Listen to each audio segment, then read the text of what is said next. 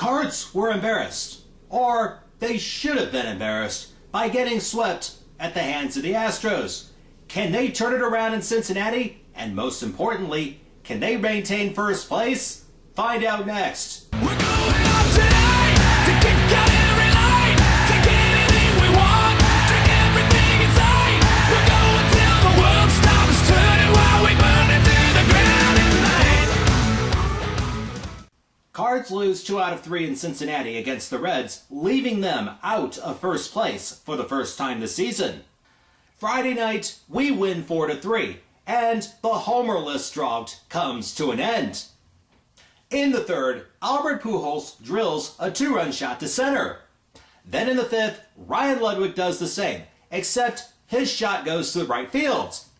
Jaime Garcia looked impressive again, going 6 1/3 innings, giving up 2 runs on 5 hits, striking out 6.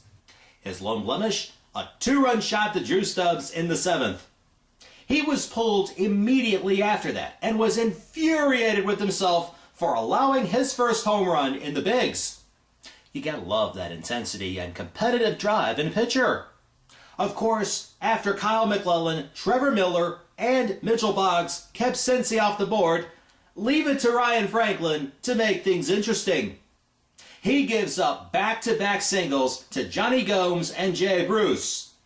Drew Stubbs grounds into a fielder's choice, scoring Gomes. Ryan Hannigan singles after that, but Ramon Hernandez grounds into a 6-4-3 double play. Crisis averted. On Saturday night, it was the Civil Rights game, and the Cards lose that one 4-3. Quick question. How many of you out there wanted one of those 1947 throwback jerseys? The game started off okay. David Freese leads off the second with a double and scores on a Skip Schumacher sacrifice fly to make it 1-0. While Colby Rasmus hit his solo shot to deep center field in the third to give us a 2-1 lead. But Adam Wainwright couldn't quite get his curveball to work right when it mattered, with, say, 2 outs. In the 4th inning, Johnny Gomes homers to tie it at 2. Then in the 6th, Drew Stubbs doubles in Roland into Gomes and gives the Reds a 4-2 lead. Meanwhile, rookie pitcher Mike Leake goes 6 innings, allows the 2 runs on 4 hits, striking out 5. But the big difference was he was able to get out of a couple of jams where he had runners on first and second. Their lead would be cut to 4-3 in the 9th as Freese scores on a hit with Schumacher with 1 out. John Jay pinch hits for Jason Mott and proceeds to strike out, which has become a common thing for this team as of late. Joe Mather pinch hits for Brendan Ryan, who still continues to struggle. He even tried the stirrups again, and shaved his head to wow the ladies. Nothing. Mather doubles would have kept the inning going, but Schumacher got thrown out by a mile at home to end the game. This has become all too common this season, thanks to the inconsistent coaching of third base coach Jose Oquendo. Well, Thursday, he gave Albert Pujols the stop sign. And Saturday, after Chris Heisey got the relay throw into the infield to Orlando Cabrera, our not-so-secret weapon continued to wave Skippy around third, setting him up to fail. But hey, we got the momentum back for Sunday, didn't we? Not really. We dropped that one 7-2. It was a pretty bad day for Brad Penny, allowing all 7 runs, each of them earned. All 13 hits through 5 innings. This is the one thing that has baffled me about our self-proclaimed genius we have as a manager.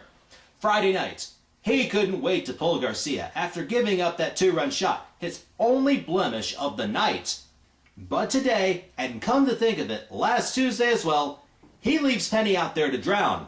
My question is, why can't you use someone like a Kyle McClellan or Blake Hawksworth for long relief when we get into trouble early? That's right. You need them later in the game, when the off chance you might need somebody just to throw 1 pitch throughout the entire game. While the other thing frustrating continues to be the hitting. They're hacking away at everything, showing absolutely zero discipline out there. And yesterday, he came up big with a 2-run homer in the first and an RBI single in the third. Back to the modern day Cards? Well, they did nothing. They kinda had a rally going in the 5th inning as they load the bases with nobody out for Tyler Green. He grounds into a fielder's choice, and Skippy Schumacher scores. There might have been more, but with Colby Rasmus up, Jason LaRue fell asleep at third, and he got caught in a rundown. And John Jay struck out thanks to the ever-changing strike zone of Joe West, inning over. So glad the umps are consistent in calling strikes this year. Meanwhile, we make Bronson Arroyo look like Cy Young, getting his 11th complete game of his career. He gave up 2 runs on 7 hits, striking out 4. An interesting thought, after the game, he mentioned Albert Pujols didn't look like his usual self at the plate. And to be honest, he went over 3 today, but one has to wonder if he could be playing injured and hasn't told anyone about it. And speaking of injuries, Felipe Lopez is expected to return sometime this week, possibly tonight, as the Cardinals start a 7-game homestand with the Nationals, the Florida Marlins, and the Los Angeles Angels of Anaheim. By the way, I'll be at Busch for the Angels series. Follow me on Twitter for details on where you might be able to find me and get some exciting pics from the ballpark. Anyhow, I have 2 questions for you. First one, with Lopez coming back and Brendan Ryan struggling the way he is, who becomes your starting shortstop? And second, is it time to pull the plug on Kyle Loeschen's starting rotation? He starts tonight and hasn't done too well as of late. And if it's time, who's going to replace him? As always, submit your answers, questions, comments, responses, or anything else in the comment box below.